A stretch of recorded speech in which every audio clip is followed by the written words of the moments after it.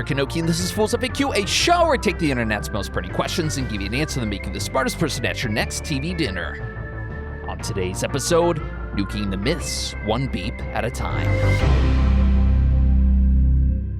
Alright, so raise your hand if at some point in your life someone told you that microwaving your food was bad for you. Maybe it was a parent, maybe it was a coworker who drinks only spring water out of a glass bottle and has a lot of opinions about seed oils. Maybe you stumbled down a rabbit hole at 1 a.m. and landed on a blog post claiming that microwaves destroy the life energy of your food. Or perhaps you've heard the one going around social media that Japan and Russia actually banned microwave ovens because radiation was too dangerous. Whatever version of the warning you heard, the message was the same. Your microwave is doing something terrible to you. It's zapping the nutrients out of your vegetables. It's bombarding your food with dangerous radiation. It's essentially irradiating your leftovers into some kind of nutritional wasteland. And for a lot of people, those warnings land because honestly, when you do think about it, you're putting food into a box, pressing a button, and invisible energy cooks it in 90 seconds or less.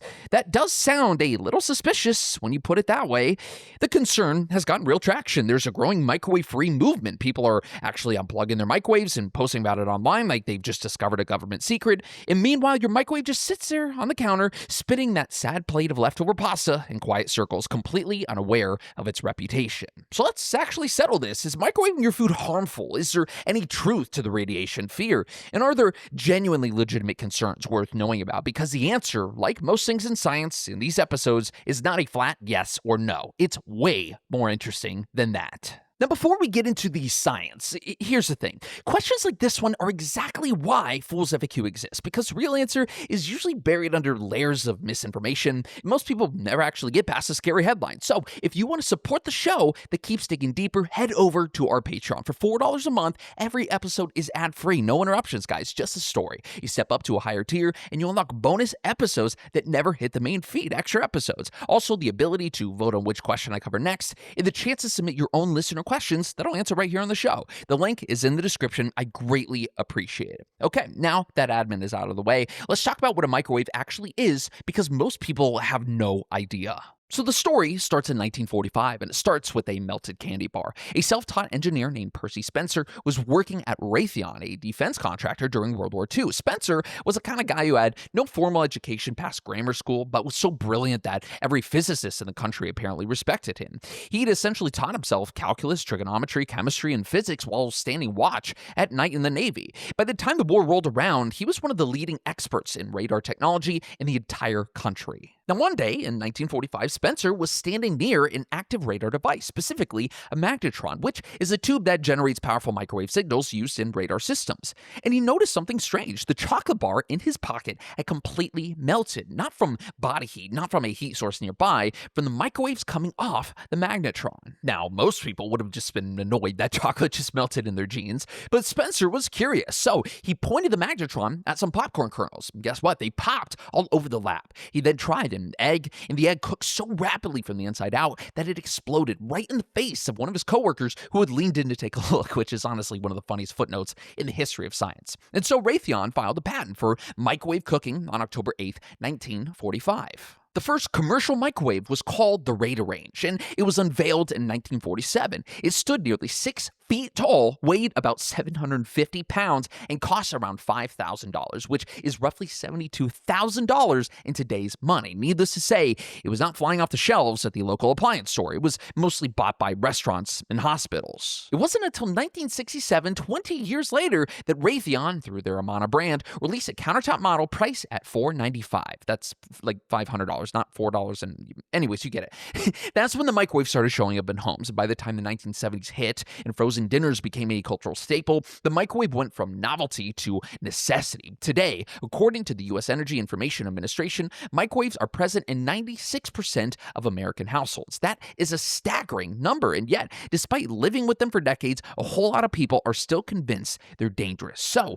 let's actually get into why and why the science disagrees. The biggest fear around microwaves is the word radiation. And that's an understandable reaction because radiation is a word that carries a lot of baggage. baggage. Nuclear power plants, cancer treatments, Chernobyl. When people hear that their microwave emits radiation, the brain immediately starts making connections that are not actually there. But here is a key distinction that most people do not know. There are two fundamentally different kinds of radiation, and they are not even close to the same thing. The first kind is ionizing radiation. Now, this is the scary stuff. X-rays, gamma rays, nuclear fallout radiation with enough energy to literally knock electrons off of atoms, which can damage your DNA and your cells. This is the kind that causes radiation sickness and cancer at high enough doses. This is what you're thinking of when you think radiation. Now, the second kind is non-ionizing radiation. This is what your microwave uses. It's in the same general family as radio waves, Wi-Fi signals, and visible light. Non-ionizing radiation does not have enough energy to remove electrons from atoms. It cannot alter your DNA. It does not make your food radioactive. The CDC is crystal clear about this. According to the U.S. Environmental Protection Agency, and I'm quoting directly here, quote, "The non-ionizing radiation used by a microwave does not make the food radioactive," unquote. Physicist Christopher Baird from West Texas A&M University, a specialist in electromagnetics, put it memorably when speaking to National Geographic. He said that if microwave radiation somehow toxified food, then the Wi-Fi router sitting in your living room will be toxifying every single piece of food in the house all day long, because your router uses the exact same type of electromagnetic radiation. And, in fact, brace yourself here if you're driving, pull over, candles emit more electromagnetic radiation than a microwave oven. As Baird put it, if the claims about microwaves were true, people would need to be more worried about candlelight. Now, let that sit in for a second. You are statistically more radiated by a birthday cake than you are by your radar range. Now, the FDA does regulate microwave ovens as radiation-emitting devices, and there are strict federal standards for how much radiation a microwave is allowed to leak during its entire lifetime. The FDA sets that limit at 5 milliwatts of microwave radiation per square centimeter, measured at roughly 2 inches from the oven surface. Just to put that in perspective, the level of exposure decreases dramatically as you move farther away, because the intensity of microwave radiation drops off with a square of the distance. By the time you're standing a foot away, the exposure is essentially negligible. Modern microwaves also have safety interlocks built in. The microwave simply cannot operate if the door is open. And if you have a microwave that's damaged or has a broken seal, then yeah, get rid of it or get it serviced. But a normal functioning microwave that you use every day, the FDA says there is little reason for concern. So that's the radiation fear, largely unfounded for a properly functioning microwave. But what about the nutrients? And this one is interesting because unlike the radiation fear, which is just flat out wrong, the nutrient question is actually more nuanced. Here's the real answer. Yes, cooking food destroys some nutrients. All cooking does. Heat breaks down certain vitamins. Vitamin C is the most heat-sensitive one. Vitamin B1, B5, and folate are also affected to varying degrees by heat. That's not unique to microwaves. That's just what cooking does. The real question isn't, does the microwave destroy nutrients? The real question is, does it destroy more nutrients than other cooking methods? And here, the science is actually quite favorable to your microwave. Harvard Medical School puts it this way. Microwave cooking is, quote, one of the least likely forms of cooking to damage nutrients, unquote. The reason is simple. The two biggest factors in nutrient loss during cooking are time and liquid. The longer food cooks and the more water it's cooked in, the more nutrients break down or leach out. Microwaves cook fast, which means less total heat exposure, and microwave steaming uses very little water, which means nutrients stay in the food instead of leaking into a pot of boiling water you're about to dump down the drain. To put numbers to it, one study looked at what happened to vitamin C and broccoli across different cooking methods. Boiling caused a 33% loss of vitamin C, stir-fry caused a 24% loss, and microwaving just 16%. The only thing that beat it was steaming, and microwaving is essentially steaming from the inside out. Now, you may have heard about a study that claimed broccoli lost 97% of its antioxidants when microwaved, and that claim circulated pretty widely on the internet for a while.